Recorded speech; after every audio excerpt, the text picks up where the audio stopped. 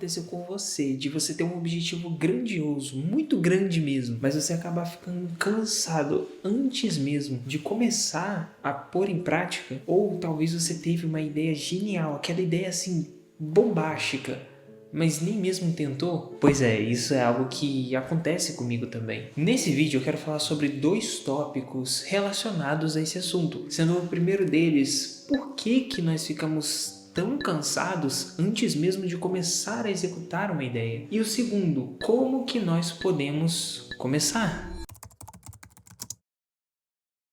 Imagina o seguinte, você é um editor de vídeo e você está entrando para tomar banho ou se preparando para ir dormir. E aí vem aquela ideia genial na sua mente, aquele vídeo perfeito, bem construído, bem editado. Você começa a pensar em todas as partes, na gravação, na roteirização, na edição, enfim, em tudo que compõe o vídeo. E aí quando você vê, você tá com aquele vídeo impecável, montado dentro da sua mente. Mas aí, quando você sai do banheiro, aquela ideia some. O vídeo não existe mais. Você vai tentar começar a produzir e você fica exausto antes mesmo de começar a sequer mexer em uma linha de roteiro. Se isso já aconteceu com você, você pode ter certeza que isso também acontece comigo, e não só na área da edição, mas também em várias outras áreas que compõem a minha vida. Mas por que raios isso acontece com a gente?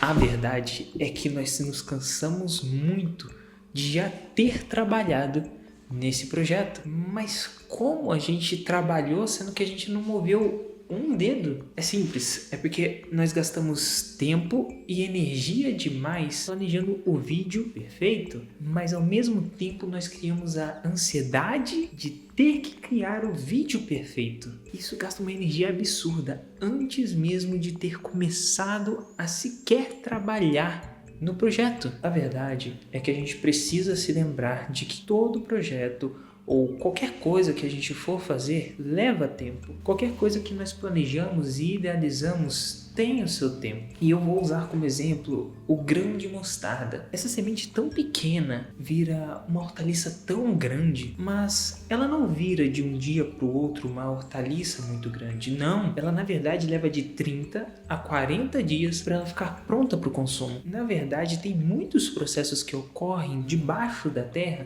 até que ela vire essa hortaliça grande e que nós possamos consumir ela. Então, se a mostarda pensasse e ela começasse a desejar que no dia seguinte ela já virasse essa grande hortaliça, com certeza ela iria se frustrar e ela não conseguiria virar essa hortaliça grandiosa. Na verdade, ela desistiria antes mesmo de começar. Assim como acontece com a gente. Sementes não pensam, mas nós pensamos.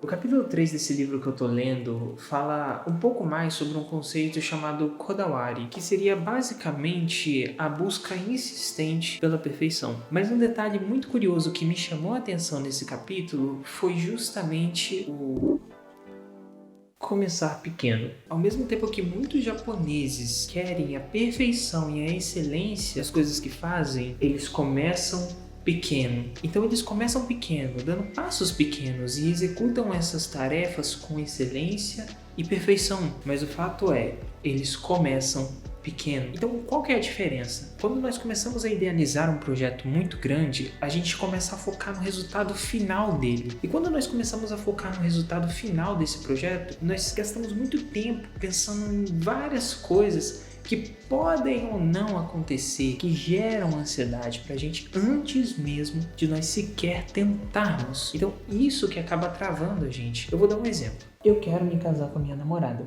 e eu sei que para eu dar um casamento digno para ela, eu tenho que juntar pelo menos uns 10 mil reais. Mas só de pensar nesse valor, só de pensar na festa final, no objetivo final, em tudo pronto, já me cansa. E eu acabo ficando travado e acabo não executando o que eu deveria executar para eu conseguir esse dinheiro e conseguir realizar esse sonho. Mas você percebeu uma coisa importante? Eu não comecei pequeno. Então todo esse sonho muito grande acaba virando uma bola de neve tão grande que o meu corpo, no caso o meu cérebro, acaba desistindo antes mesmo de tentar. Inclusive, esse vídeo que eu tô gravando aqui agora é justamente um esforço para que eu consiga sair desse estado de travado e eu possa realmente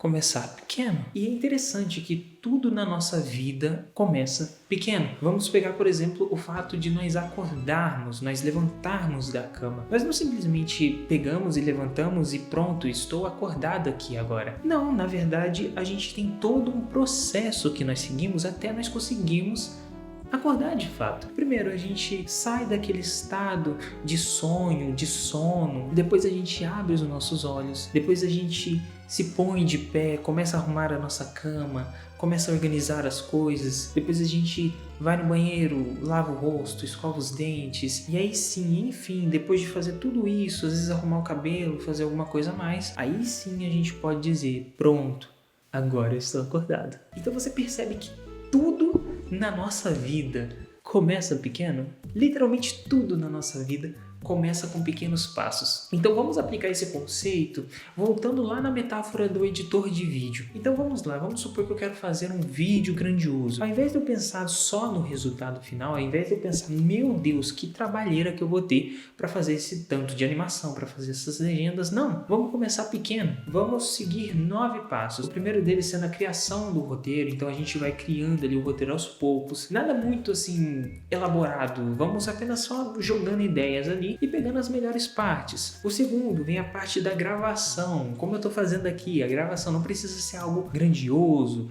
Mas eu preciso ter a câmera. Mas eu preciso ter o microfone. Não, faz aqui igual eu. Pega o celular antigo, o celular velho, reseta ele, bota um microfone. Se não tiver microfone também, depois a gente dá um jeito no áudio, mas foca somente em gravar o vídeo. O terceiro passo, a gente vai preparar os arquivos que a gente tem dentro do nosso programa de edição. Então nessa etapa a gente vai renomear, a gente vai fazer as pastas, a gente vai organizar todos os arquivos que a gente vai usar dentro do projeto. Inclusive, para quem é editor, eu tenho uma dica muito legal, que é você criar uma sequência. Se você usa o Premiere, você vai entender do que eu estou falando. Você cria uma sequência secundária chamada lixo.